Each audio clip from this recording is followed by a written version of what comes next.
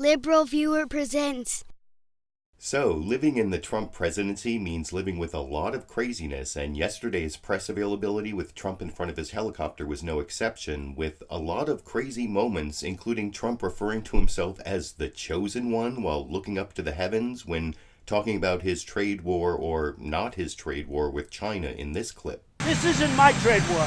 This is a trade war that should have taken place a long time ago by a lot of other presidents. Over the last 5 or 6 years, China's made $500 billion. $500 billion. Ripped it out of the United States. And not only that, if you take a look, intellectual property theft. Add that to it. And add a lot of other things to it. So somebody had to do it. I am the chosen one. Somebody had to do it. So I'm taking on China. Now, because of craziness like that, a lot of other moments from Trump's press availability in front of his helicopter didn't get as much media focus, including a moment when he claimed Russia was excluded from the G8, now the G7, because Putin outsmarted Obama, hurting Obama's feelings, as you can see in this clip. So you said Russia was kicked out of the G8 because they outsmarted. You said Russia was kicked out of the G8 because they outsmarted Obama. In fact, it was because they annexed Crimea. You know that they're still there. That was outsmarting Obama. So Russia outsmarted President Obama. They took over during his term, not during mine, Crimea. They're still there. Why let them in now? They took over Crimea. If you'd stop being an organ of the Democrats, I mean, you'd let me answer the question. I'll answer it very easily. It's a very simple question. The fact is, President Putin totally outsmarted President Obama on Crimea and other things, including the red line in the sand, all right? He made a living on outsmarting President Obama. And frankly, because of it, Obama was upset, and he got Obama out of what was the G8 into the G7. It's come up, should we put Russia back in? We spend a lot of time talking about Russia at those meetings, and they're not there. I think it would be a good thing if Russia were there, so we can speak directly, not have to speak by telephone and other things. So, here's the thing. It's a vote of what's now the G7. They were taken out because Putin outsmarted on Crimea, on the red line, on other things. Totally outsmarted Obama. Obama was upset.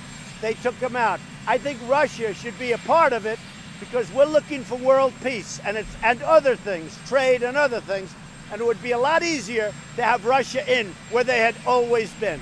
Now, when I saw Trump make that claim about Putin outsmarting Obama, I couldn't help remembering that same claim in Trump's early presidential campaign, to which Obama directly responded in October 2015, which I uploaded under the title, Obama Slams Idea Putin Outsmarts Him, which you can see now in full in this clip. You just said that you reject President Putin's approach to Syria and his attacks on moderate opposition forces.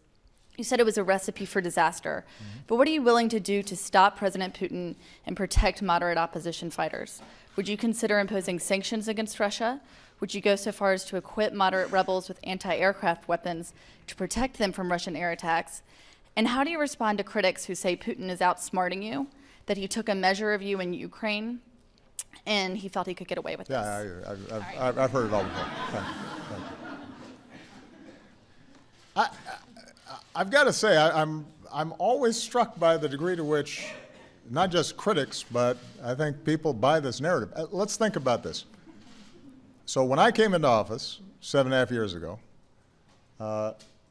America had precipitated the worst financial crisis in history, dragged the entire world into a massive recession. We were involved in 2 wars with almost no coalition support. U.S.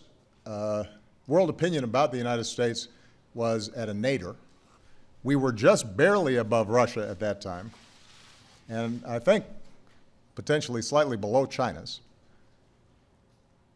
And we were shedding 800,000 jobs a month and so on and so forth. And today, we're the strongest large advanced economy in the world. Probably one of the few bright spots in the world economy. our approval ratings have gone up. We are more active on more international issues and forge international responses to everything from Ebola to countering ISIL. Meanwhile, Mr. Putin comes into office at a time when the economy had been growing and they were trying to pivot to a more diversified economy. And as a consequence of these brilliant moves, their economy is contracting 4% this year. They are isolated in the world community, subject to sanctions that are not just applied by us, but by what used to be some of their closest trading partners. Their main allies in the Middle East were Libya and Syria, Mr. Gaddafi and Mr. Assad, and those countries are falling apart, and he's now just had to send in troops and aircraft in order to prop up this regime at the risk of alienating the entire Sunni world. So, what was the question again? No, but I think it's really interesting to understand. Russia's not stronger as a consequence of what they've been doing. They get attention. The sanctions against Ukraine are still in place.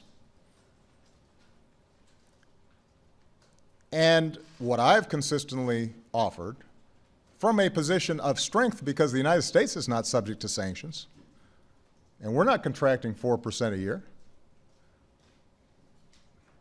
what I've offered is a pathway whereby they can get back onto a path of growth and do right by their people. So Mr. Putin's actions have been successful only insofar as it's boosted his poll ratings inside of Russia, which may be why the Beltway is so impressed, because that tends to be the measure of success. Of course, it's easier to do when you've got a state-controlled media.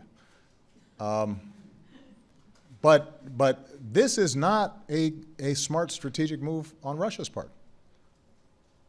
And what Russia's now done is not only committed its own troops into a situation in which the overwhelming majority of the Syrian population sees it now as an enemy, but the Sunni population throughout the Middle East is going to see it as a supporter, an endorser of those barrel bombs landing on kids. At a time when Russia has a significant Muslim population inside of its own borders that it needs to worry about. So I want Russia to be successful. This is not a contest between the United States and Russia. It is in our interest for Russia to be a responsible, effective actor on the international stage that can share burdens with us, along with China, along with Europe, along with Japan, along with other countries, because the problems we have are big. So I'm hopeful that Mr. Putin, having made this doubling down of the support he's provided to Mr. Assad, recognizes that this is not going to be a good long-term strategy, and that he works instead to bring about a political settlement, just as I hope that they can resolve the issues with Ukraine in a way that recognizes Russian equities but upholds the basic principle of sovereignty and independence that the Ukrainian people should enjoy like everybody else. But until that time, we're going to continue to have tensions and we're going to continue to have differences. But we're not going to make Syria into a proxy war between the United States and Russia. That would be bad strategy on our part. This is a battle between Russia, Iran, and Assad against the overwhelming majority of the Syrian people. Our battle is with ISIL, and our battle is with the entire international community to resolve the conflict in a way that can end the bloodshed and end the refugee crisis and allow people to be at home, work, grow food, shelter their children, send those kids to school. That's the side we're on. This is not some, superpower chessboard contest. And anybody who frames it in that way isn't paying very close attention to what's been happening on the chessboard. Now, that's a pretty good analysis given that it's 4 years old, and the last 4 years have only added to the evidence, including the especially embarrassing press conference Trump held with Putin in Helsinki in June 2018 that I covered in my special Trump versus Putin Helsinki Summit live clip roundup titled Trump is Putin's Puppet. On the other hand, Putin arguably picked Trump as Obama's successor, so I want to know what you think. Who did Vladimir Putin most outsmart, Donald Trump or Barack Obama? And regarding the first clip I showed, to the extent Trump was the chosen one, was he more chosen by God or Vladimir Putin? YouTube, you decide.